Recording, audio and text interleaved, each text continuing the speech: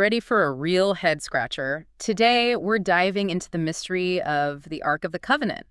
You know, that legendary chest that's been the stuff of legends for, what, centuries? And the sources you've gathered, we're talking biblical accounts, historical records, even whispers about secret societies, all trying to figure out where the Ark could be. It's like trying to pick out the truth from a whole pile of myths and stories, you know? We've all seen the movies, but where does the real story actually start? Well, we got to go back to the beginning, the book of Exodus. That's where we find the story of its creation, its purpose. So just to be clear, we're talking about a sacred object, right? The one that held the Ten Commandments, the one that symbolized God being with the Israelites. Exactly. And it wasn't just any old chest. Exodus describes it in detail. Acacia wood covered in gold with two golden cherubim on top. Oh, right. Those winged figures you always see in the artwork. So it wasn't just what was inside that made important, but how it was made, too. Precisely. This thing was a powerful symbol meant to inspire, well, awe and reverence, you could say. And the Bible doesn't shy away from showing how powerful it really was. That's one way to put it. The story of Jericho always comes to mind, those walls literally crumbling when they paraded the ark around. A pretty dramatic display of its supposed power. But it wasn't always a force for good, especially if it wasn't treated with respect. Even the Israelites, the ones entrusted with it, faced some, let's say, consequences when they messed up. Right. There's that story in the book of Samuel when the Philistines capture the ark. Suddenly they're dealing with plagues and all sorts of bad luck. Talk about instant regret. Makes you wonder if they thought they'd actually won anything. It's like the ark demanded respect, wouldn't you say? Absolutely. They ended up sending it right back to the Israelites with offerings, hoping to calm things down. But eventually the ark found a permanent home, right? It did. King Solomon built the first temple in Jerusalem specifically to house the ark. And not just anywhere in the temple, in its most sacred chamber, the Holy of Holies. A pretty grand location for such a revered object. But as we know, this story doesn't exactly have a happy ending. This is where the Babylonians come in, right? That's the turning point where the ark's fate becomes a mystery. Exactly. Fast forward to 586 BCE, Nebuchadnezzar II conquers Jerusalem, the first temple is destroyed, and poof, the ark disappears. Just like that. Gone. No trace of it, no mention in any historical record of what happened to it. Not a single record of the loot mentions the ark being taken to Babylon. It's like it vanished into thin air. And that's what makes this whole thing so captivating, don't you think? Absolutely. Was it destroyed in the fire? Was it hidden away? I can only imagine the kinds of theories people have come up with. Oh, there are plenty of the theories. Yeah. And one of the most interesting early ones involves an English aristocrat named Montague Brownlow Parker. Parker. Okay, now our deep dive's getting interesting. Tell me more about him. What was his theory? What did he do to try and find the ark? Well, Parker was convinced that the ark was hidden away long before the Babylonians even got to Jerusalem. His belief was based on a passage from the second book of Maccabees. But, and this is important, it's considered apocryphal. Meaning it's not really considered part of the official Bible, right? Seems like a risky thing to base a whole expedition on. You could say that, but Parker was determined. This particular passage suggests that the prophet Jeremiah hid the ark in a cave on Mount Nebo. So a secret location to protect it makes sense. But if I'm remembering right, Parker didn't end up searching on Mount Nebo, did he? You're right, he didn't. The second book of Maccabees got Parker's attention, but it was the book of Esdras, also apocryphal, that really hooked him. Okay, I'm hooked too. What new clue did this book have? Well, the book of Esdras claims that the ark wasn't hidden on Mount Nebo, but in a secret chamber prepared there from the beginning, underneath the Temple Mount in Jerusalem. A secret chamber hidden under one of the most fought-over religious sites in the world. Now that's a story begging to be explored. What did Parker do with this information? He got some funding, put a team together, and in 1909, he set off for Jerusalem with one thing in mind: to find that chamber. This is where things get really good. What was his plan? You can't just stroll into a place like the Temple Mount and start digging, can you? Especially not a place with such religious and political significance. You're telling me. And Parker was about to learn that lesson the hard way. His whole expedition was focused on digging up tunnels and cisterns underneath the Temple Mount, hoping they'd stumble upon the secret chamber from the book of Esdras. Problem was, his team's activities didn't stay secret for very long. Yeah, things like that tend to get out, especially in a place like Jerusalem. You can't keep an excavation like that quiet forever. Exactly. Rumors started flying. And it wasn't just about old artifacts. People started saying that these British explorers were digging under the Dome of the Rock. Oh boy, that's not just disrespectful, that's practically asking for an international crisis. The Dome of the Rock is one of the holiest sites in Islam. Exactly. And the reaction was immediate and intense. The local Muslim population was outraged, riots broke out, and the Ottoman authorities, who were in charge of Jerusalem at the time, had no choice but to intervene. Sounds like a recipe for disaster. So, what happened to Parker and his expedition? Did they ever find what they were looking for? They did not, unfortunately. Parker and his team, they had to hightail it out of Jerusalem empty-handed. What a bummer for Parker. Imagine putting everything on the line, traveling all that way, only to get shut down, caught between religious tensions and, well, let's face it, a bit of archaeological ambition. You'd think that'd be the end of it, right? A cautionary tale about messing with things best left alone. But this is the arc we're talking about, right? The mystery always seems to find a way to resurface. You're right about that. The search for the Ark, it didn't end with Parker's failed expedition. Actually, a few decades later, there was a huge discovery that breathed new life into the whole thing. You're talking about the Dead Sea Scrolls, aren't you? I remember learning about those. What a find.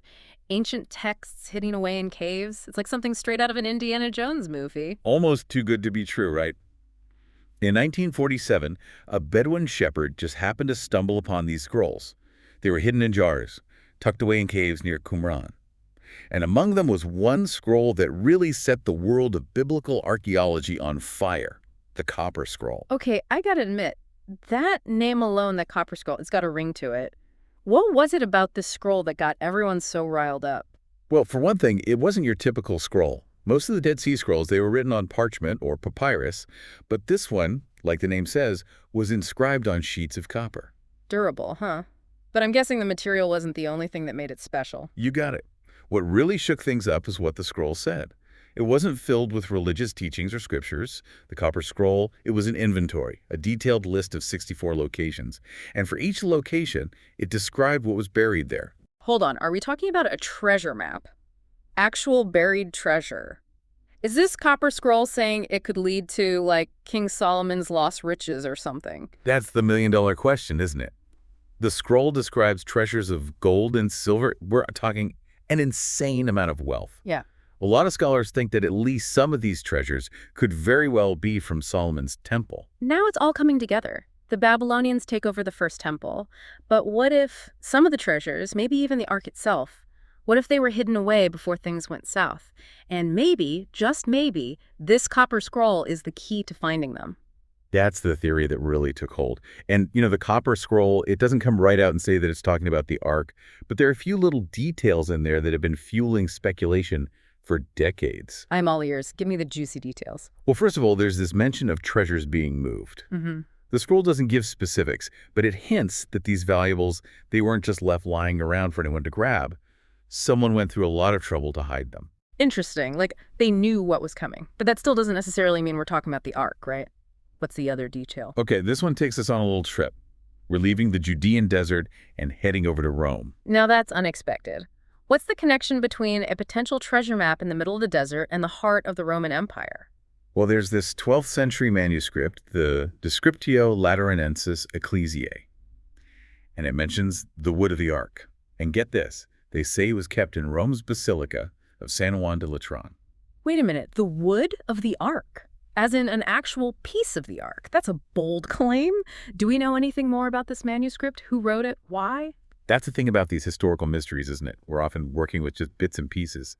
But the Descriptio Lateranensis Ecclesiae, it was like an inventory of relics, a list of all the important religious objects they had at the basilica.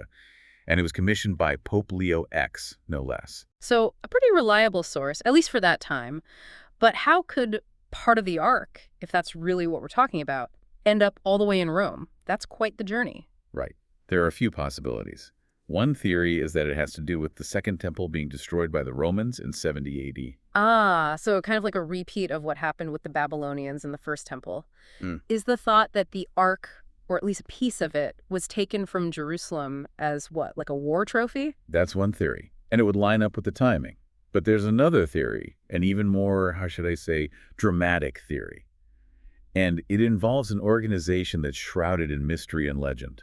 Let me guess. The Knights Templar. They always seem to pop up whenever we're talking about ancient artifacts and hidden treasures. What's their connection to the Ark? The Knights Templar, they were a powerful military order during the Crusades, and legend has it that they found relics hidden under the Temple Mount. Some people believe that one of those finds was the Ark itself, or maybe that piece of wood mentioned in that 12th century inventory. And since they were aligned with the Catholic Church, it's not hard to imagine them bringing such an important religious object back to Europe, maybe even to Rome. It kind of fits, right? But is there any actual evidence to support this, or is it just speculation because the Templars are already so mysterious? That's what's so fascinating about the Knights Templar. They're like a historical inkblot test.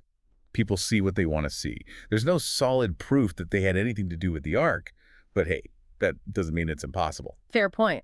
Okay, so we've got the Babylonians, the Romans, maybe even the Knights Templar, all potential players in the Ark's disappearance.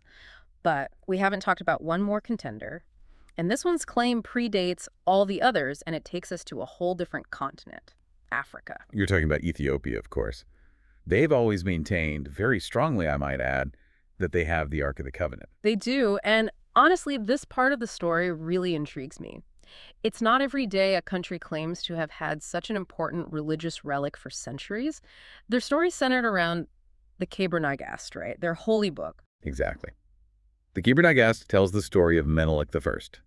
According to Ethiopian tradition, he was the son of King Solomon and the Queen of Sheba. Now, I know about the Queen of Sheba going to Jerusalem to meet Solomon, but I don't remember anything about them having a son. Yeah, it's not in the Bible, but it's a huge part of Ethiopian history and a source of real national pride.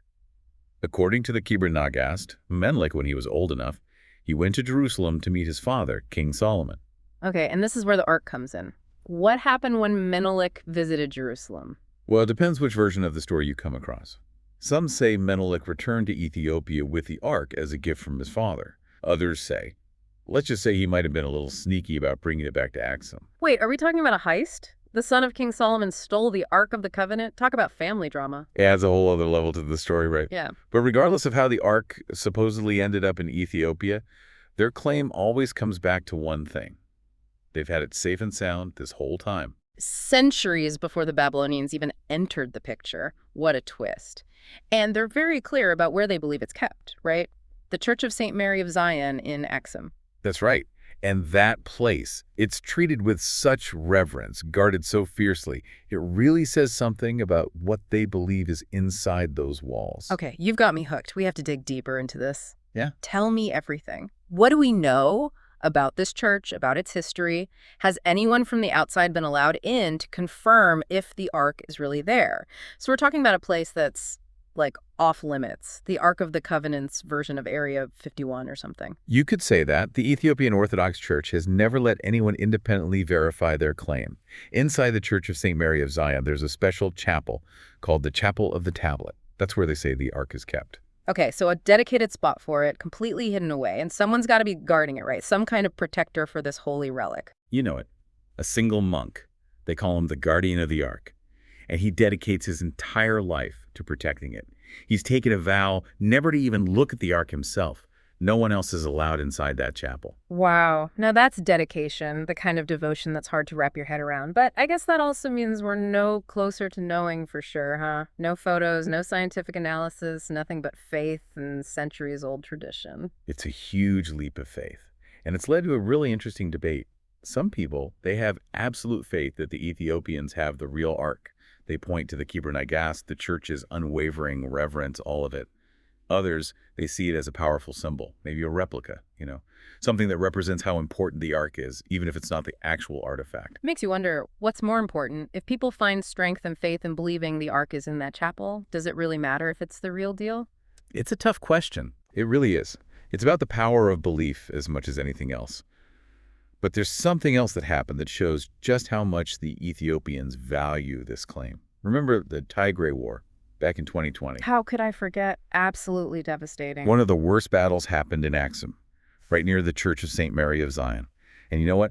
Hundreds of Ethiopians, a lot of them unarmed, they formed a human shield around the church. They were determined to protect it from the fighting no matter what. Chills, man, chills. To risk your life to protect a building, a symbol, that speaks volumes about what they believe is at stake. Exactly. Were they protecting the physical Ark or the idea of it? The history, the faith, the national identity it represents, it goes way beyond just a historical fact. It really drives home the point that sometimes the greatest discoveries aren't about digging up physical objects. Sometimes it's about wrestling with the mysteries, with the power those objects have over us, you know? The Ark of the Covenant, whether it's a real tangible thing or a powerful symbol, it continues to fascinate us. Well said. And hey, who knows, right? Maybe one day, in some forgotten archive, some remote cave, we'll find concrete proof of what happened to the Ark.